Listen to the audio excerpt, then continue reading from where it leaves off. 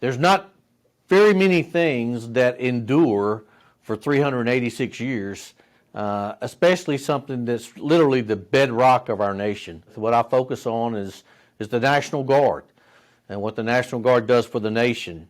As leaders, I think sometimes you have to go back and relook some of the initial decisions to see if they still make sense. You know, I don't think it makes sense in this particular day and time to prevent anyone from serving their nation because of their lack of a COVID-19 vaccine. There's tough things going on. You know, these are different times, but you know what? The National Guard and the nation have survived much more difficult times. I'm putting my money on the one that's been here 386 years.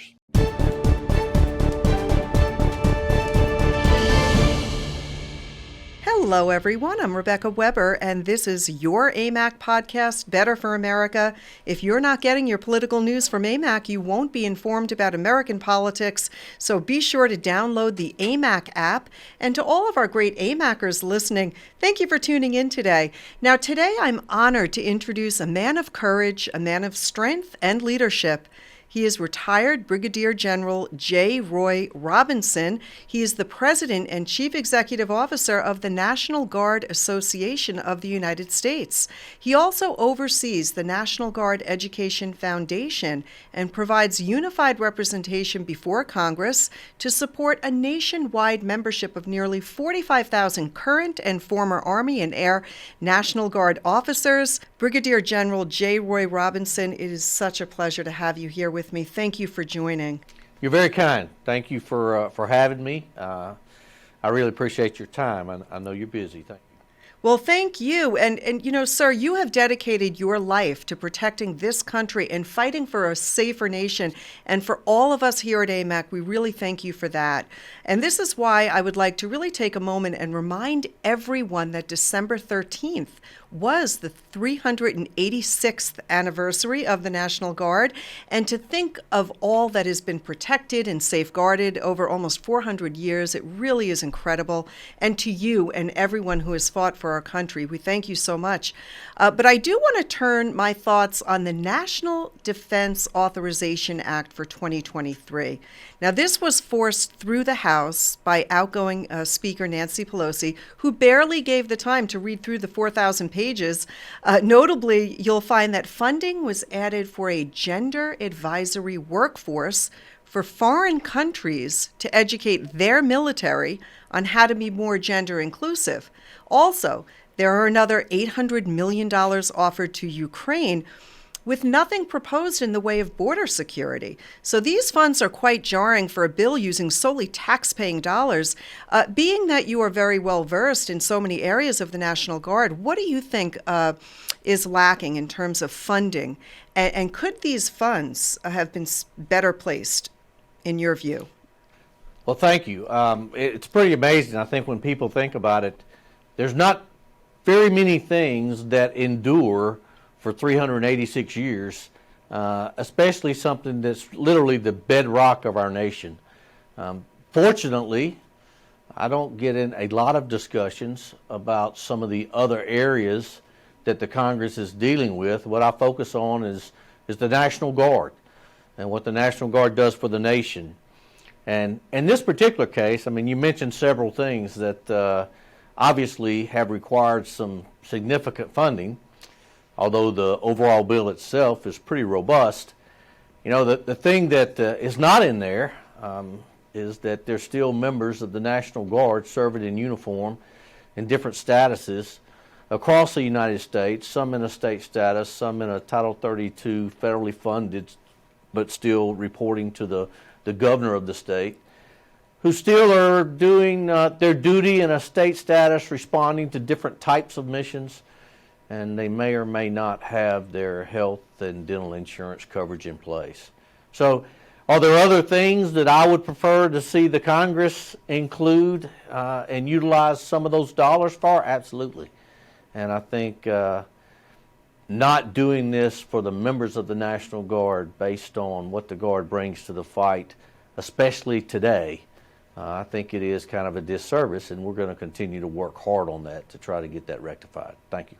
Yeah, it seems almost as if the House is unaware of how jeopardized our national defense has come, and not just maybe from lack of proper funding, but also from the pandemic, because for many people, the vaccine mandates were so difficult to accept. And we saw this on a national level. We saw how this mandate impacted our country with the Defense Department data reporting that over 3,700 Marines, over 1,800 soldiers, and over 2,000 sailors have been discharged for refusing the jab.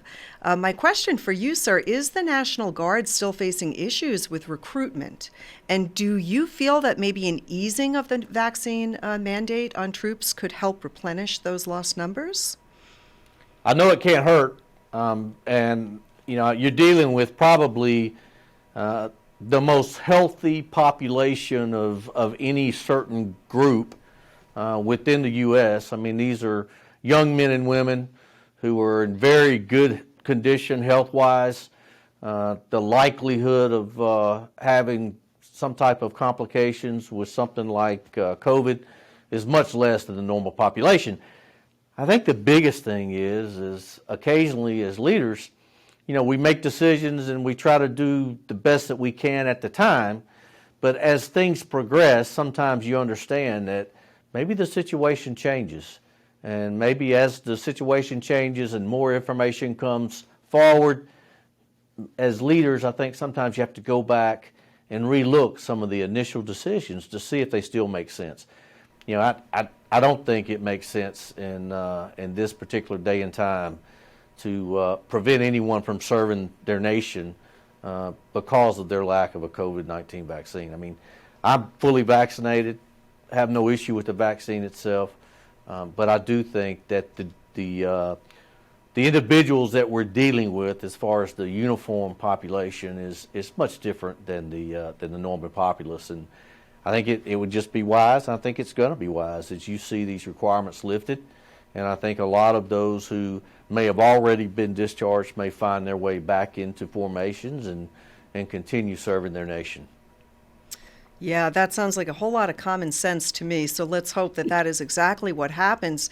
But with the flood of discharges and really inadequate budgeting, we're also seeing a greater demand for security now more than ever, especially in the cyber force sector. The National Guard Cyber Force includes over 2,200 citizen soldiers and airmen from 38 units. And today, these cyber defenders support election-related missions across the nation.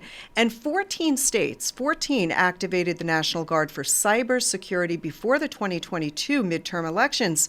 Is this an unusual number of missions for such a matter? Do you recall, with your years of service, a time when states were this, it seems, frantic to ensure election integrity? I can't really comment on the numbers. I know that over the course of time, we've been involved in a variety of missions. But I think you do make a good point, a really good point that most people don't realize. A lot of those young soldiers and airmen who are working in those specific fields, it basically applies to a couple of things. Those in the automation, information kind of fields, and actually those that are working in space-related fields as well. Most of these young people are very talented, they're well educated, they're compensated at a very high level in the civilian marketplace. It's difficult for the Department of Defense to retain their services. It's difficult for them to bring them on board to start with, and even more difficult to retain them. So the uniqueness of the National Guard when you're dealing with cyber professionals or you're dealing with space professionals is that they can continue to work in the civilian sector. They can enjoy their civilian career, but at the same time, the country is able to tap into their knowledge and expertise and retain them in a uniform on kind of an as-needed basis when they're called to serve. And a lot of those individuals, those young people, they want to serve. They just don't want to do it every day. They want an option that allows them to do their service on a part-time basis and still continue to have a civilian career. And I tell you, that's the magic that the National Guard brings to the nation that a lot of people don't understand because they just haven't been around it. Really very good point. And I know that the National Guard Association sure has a lot of important priorities, and you're fighting for those priorities in Washington, D.C., and probably looking forward to the new 118th Congress coming into place in January. Now, AMAC partnered with the ACRU and the Committee to Support and Defend to really fight for veterans. And this week we published an article written by Lieutenant Colonel Alan West entitled Rethinking the Duties, Roles, and Command Relationships of Our National Guard.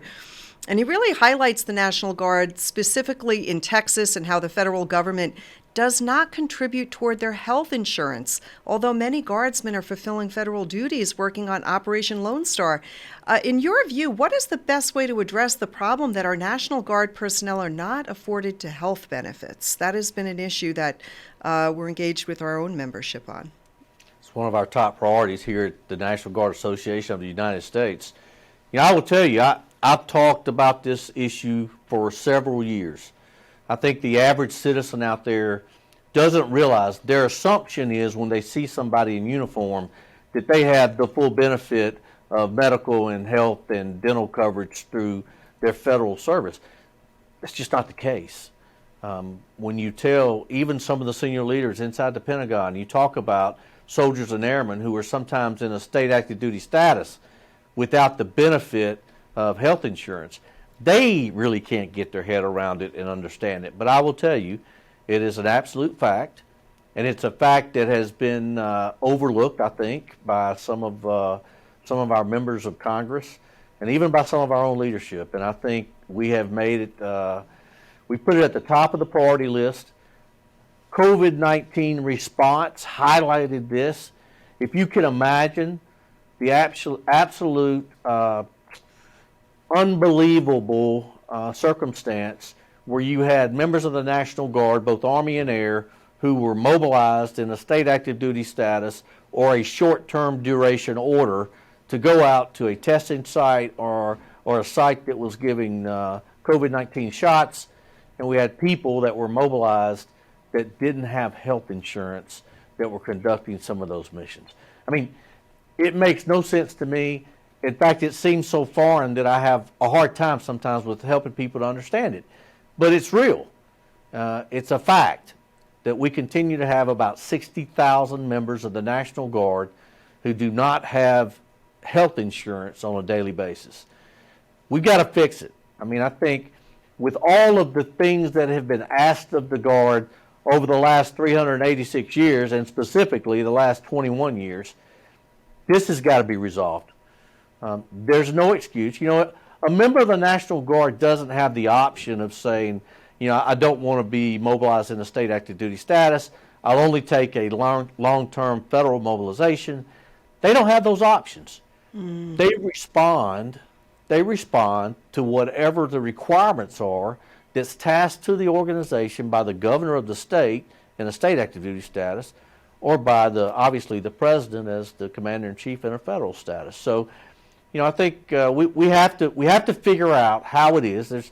There's a bill already out there. It's H.R. 3512, and the Senate version is 5142, and it's Healthcare for Our Troops Act, and it basically says that all of those members of the National Guard and Reserve, for that matter, who are not currently enrolled in TRICARE Reserve Select will be enrolled, and they'll be enrolled with no fees, no premiums, no deductibles, no copays, and they'll be covered health insurance-wise and dental insurance-wise 7 days a week, 24 hours a day, regardless of their status or their compo.